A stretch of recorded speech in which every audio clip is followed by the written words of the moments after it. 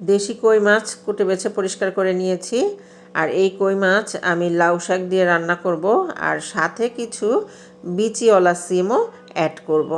এই যে দেখতে পাচ্ছেন, সিমের পরিমাণ কিন্তু খুবই অল্প, অত বেশি না। আসসালামু আলাইকুম আপুরা ভাইয়ারা, রেসিপিটির সাথেই থাকুন।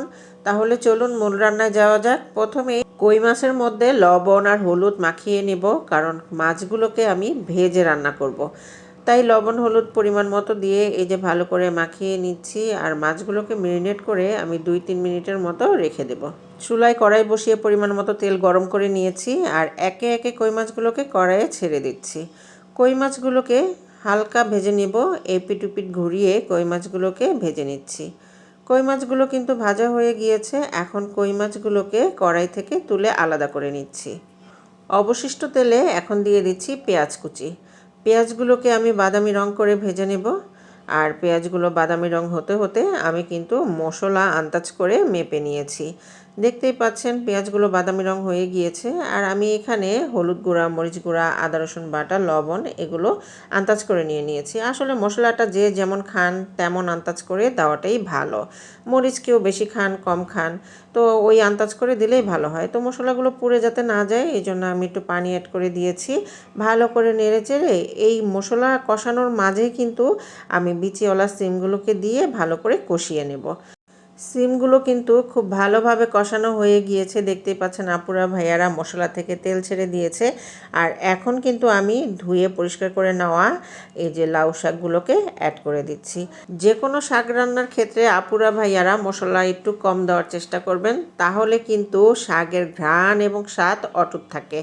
আর আমি কিন্তু লবণের পরিমাণও শাক রান্না করার সময় কম দেই, কারণ প্রথমে দেখা যায় কি অনেকগুলো শাক, পরে 2-3 মিনিট রান্না করার পরে দেখা যায় শাক কমে একেবারে অল্প হয়ে গিয়েছে।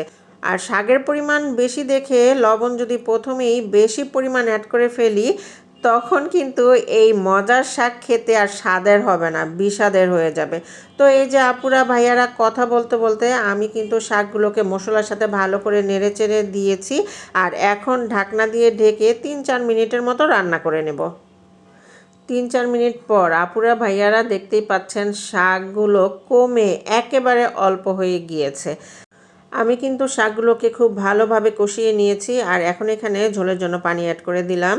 আর পানিটা কিন্তু আন্দাজ মতো অ্যাড করলাম, একটু মাখা মাখা ঝোল থাকবে সেই আন্দাজ করে পানিটা আমি এখানে অ্যাড করে দিয়েছি। দিয়ে দিচ্ছি কিছু কাঁচামরিচ ফালি।